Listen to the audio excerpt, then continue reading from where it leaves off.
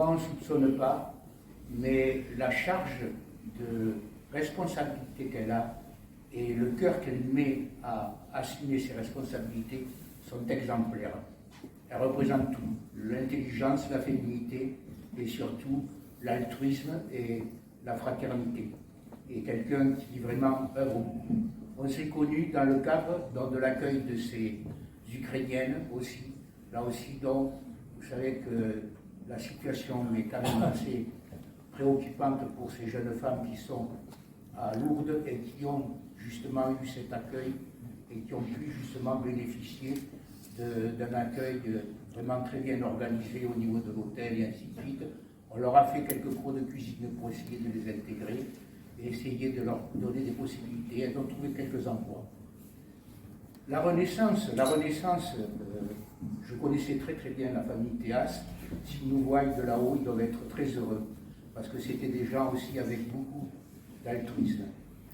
Renaissance, Evelyne l'a évoqué, c'est le début aussi de la famille de Médicis qui a apporté en France le couvert et l'arbre de la table, donc c'est un symbole.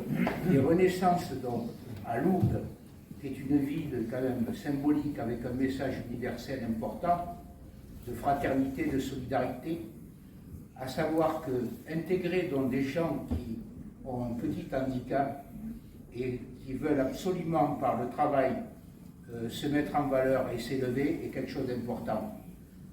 On est dans une société un peu bizarre, justement des gens valides ne font rien pour trouver un travail et des gens qui ont un handicap font tout pour justement s'intégrer et avoir un lien social, à méditer.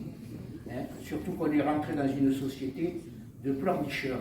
Quand on pense à la situation de ces personnes, chapeau, avoir un tel courage de surmonter donc, cette différence et cet handicap.